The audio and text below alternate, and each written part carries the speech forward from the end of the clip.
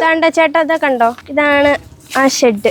ഈ ഷെഡിലാണ് ഞാൻ എൻ്റെ അമ്മയും അനിയത്തിയും കൂടെ 2 പട്ടികളുടെ സംരക്ഷണയിൽ താമസിച്ചിരുന്നത്. ഒരുപാട് ഒരു കളിയാക്കിയവരുണ്ട്. ആ ഷെഡിലാണ് ഇപ്പൊ നായ്ക്കുട്ടികളുടെ കരച്ചിൽ വെക്കുന്നത്. അവരായിരുന്നു ഇവരെ സംരക്ഷകര്. ഇപ്പൊ ഇവർ സംരക്ഷിക്കുകയാണ്. ഇതാണ് ഗംഗയ്ക്കായി പണികഴിപ്പിച്ച വീട്. 2 ബെഡ്റൂം അടുക്കളയുമാണ് കൂടെ വരുന്നത്. ഈ കാണുന്ന ആ ഒരു ഷെഡിലാണ് ഈ ഗംഗമോളും ഗംഗയുടെ അനിയത്തിയും അമ്മയും 2 നായകൾക്കൊപ്പം കിടന്നുറങ്ങിയതല്ലേ. അവിടുന്നാണ് നമുക്കൊരു കൊട്ടാരം പോലൊരു വീട് കിട്ടിയത്. എത്ര നന്ദി പറഞ്ഞാലും തീരത്തില്ല അല്ലേ മോളെ. കൂട്ടുകാരികളൊക്കെ പലപ്പോഴും പറഞ്ഞിരുന്നു ഗംഗയുടെ വീട്ടിൽ വരണം, പക്ഷെ കൊണ്ടുവരാൻ എങ്ങനെ കൊണ്ടുവരും, നല്ലൊരു വീടില്ല നമുക്ക്. ഇനിയിപ്പം ധൈര്യമായിട്ട് അവരെ കൊണ്ടുവന്നൂടെ? കൊണ്ടുവരാം. നമസ്കാരം. ഒരു നന്മ നിറഞ്ഞ വാർത്ത പ്രേക്ഷകരുമായി പങ്കുവയ്ക്കാനാണ് ഞാനിപ്പോൾ ഇവിടെ നിൽക്കുന്നത്. സ്ഥലം എന്ന് പറഞ്ഞാൽ കൊല്ലം ജില്ലയിൽ പത്തനാപുരം പിറവന്തൂരാണ്. അതെ, നമ്മൾ പറഞ്ഞ വാക്ക് പാലിക്കാനുള്ള. ഒരുപാട് പേര് കളിയാക്കി. എന്നിട്ട് ഇപ്പൊ കഴിഞ്ഞ ദിവസം ഒരാൾ പറയുക, ആ 2 ഭിത്തിയുടെ മണ്ടയ്ക്ക് ഒരു ആസ്പെറ്റസ് പറക്കി വെച്ചല്ലേ വീട് കൊടുക്കുന്നത്. അപ്പൊ നമ്മൾ ചെയ്താൽ പോലും ആളുകൾ അംഗീകരിക്കത്തില്ല. നമുക്ക് അവർ അംഗീകാരമൊന്നും വേണ്ട. ഒരു കുഞ്ഞിന്റെ വിഷമം മാറിയാൽ മതി. അതിന്റെ അവിടെ ചിരി മതി നമുക്ക്. അതെ, ഇതുപോലെ വേറൊരു ചിരികളുണ്ട് ഈ വീട്ടിൽ. 2 പേരുണ്ട്.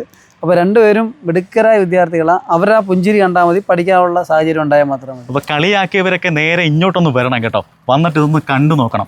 ഇതാണ് ഞങ്ങളുടെ ഗംഗക്കുട്ടിയുടെ വീട്. നമ്മുടെ സാജുക്കാൻ പണിഞ്ഞു കൊടുത്ത വീട്. അമ്മയും ഈ മോളും മോടെ അനിയത്തിയും കൂടെ ഒരു ഷെഡിൽ നായകൾക്കൊപ്പമാണ് കിടന്നുറങ്ങിയത്. അവിടുന്നാണ് മോടെ ഏറ്റവും വലിയ സ്വപ്നമായ ഈ ഒരു മനോഹരമായ ഭവനം സാജുഖാനിലൂടെ പൂർത്തിയായിരിക്കുന്നത്.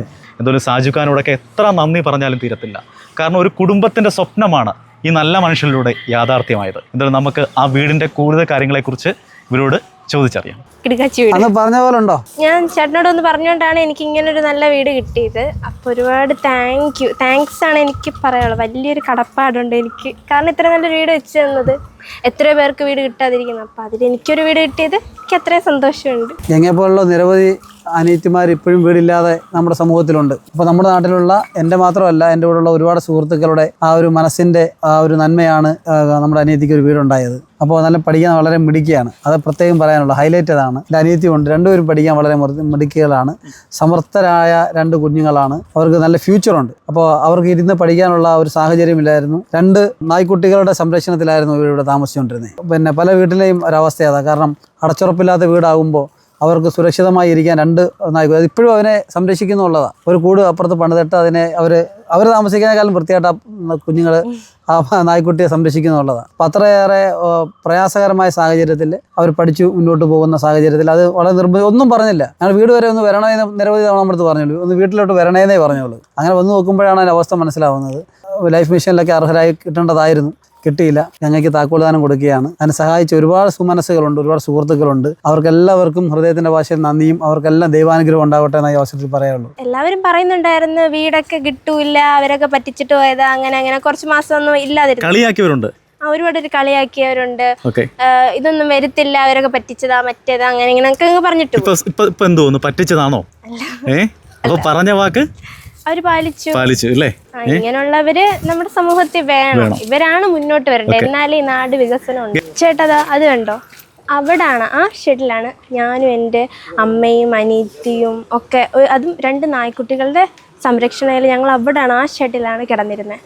ആ സമയത്താണ് എനിക്ക് ഈ സാജുഖാൻ ചേട്ടനെ കാണുന്നതും എനിക്ക് എൻ്റെ പ്രശ്നം പറഞ്ഞപ്പോൾ ഇതുപോലൊരു നല്ല വീട് എനിക്ക് വെച്ച് തന്നതും. സ്വപ്നം കാണാൻ പോലും പറ്റില്ല. കാരണം ഇങ്ങനൊരു വീട് വെച്ചിട്ട് അത്രയ്ക്ക് വലിയ ഒരു കടപ്പാടുണ്ട്. കാരണം ഞാൻ പറഞ്ഞപ്പോൾ എനിക്ക് വീട് വെച്ച് തന്നു. അപ്പം ആ ചേട്ടനെ ദൈവം അനുഗ്രഹിക്കട്ടെ, എനിക്കതേ പറയുള്ളൂ. ഇതുപോലെ ഇനിയും ചെയ്യാൻ പറ്റട്ടെ എന്നാണ്. ഇതുപോലെ കുറേ പേർക്ക് ഒട്ടും വീടില്ലാത്തവർക്കായാലും ഇതുപോലെ ചേട്ടനെ ഇനിയും വീട് വെക്കാൻ സാധിക്കട്ടെ എന്നാണ് എൻ്റെ പ്രാർത്ഥന. ചേച്ചി, വീടിന്റെ പണിയൊക്കെ പൂർത്തിയായി, എന്താ തോന്നുന്നു? സന്തോഷം തോന്നുന്നു. ഇത്ര വലിയൊരു വീട് കിട്ടുമെന്ന് നമ്മൾ പ്രതീക്ഷിച്ചതേ ഇല്ലായിരുന്നുണ്ട്. കൂടുതൽ നിന്ന് കൊട്ടാരത്തിലോട്ട് കയറുന്നതിൽ ഒത്തിരി നന്ദിയുണ്ട് സാറിൻ്റെ വീട്. എന്നോട് നന്ദിയൊന്നും പറയണ്ട. പിള്ളേർ നന്നായിട്ട് പഠിക്കാനുള്ള ഒരു സാഹചര്യം ഉണ്ടാക്കി കൊടുത്താൽ മാത്രം മതി. ഇപ്പോൾ ഗവൺമെന്റ് പോളിടെക്നിക്കിലാണ്, നന്നായി പഠിക്കണം കേട്ടോ. നന്നായിട്ട് പഠിക്കാനൊരു സാഹചര്യം ഇല്ലെന്ന് ആയിരുന്നു പരാതി. ഇനിയിപ്പം ആ സാഹചര്യം മാറി. ഇപ്പോൾ കമ്പൈൻ സ്റ്റഡിക്കൊക്കെ കൂട്ടുകാരെ കൊണ്ടുവരാൻ സാഹചര്യമായി. വീടില്ലാത്തതുകൊണ്ട് കമ്പൈൻ സ്റ്റഡിക്ക് കൂട്ടുകാരെ കൊണ്ടുവരാൻ കഴിയാത്ത ഒരു വിഷമമായിരുന്നു പരീക്ഷയ്ക്ക്. നമുക്ക് കൂട്ടുകാരൊക്കെ വീട്ടിലോട്ട് വിളിക്കാൻ നാണക്കേടായിരുന്നോ?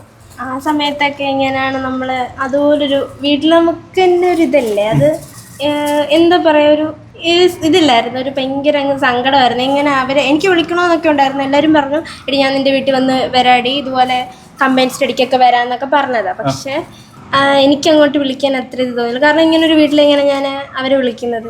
ഇനിയിപ്പോൾ എനിക്ക് എല്ലാവരും വിളിക്കാം. കാരണം എൻ്റെ വീട്ടിൽ ഇത്രയും നല്ലൊരു വീടല്ലേ.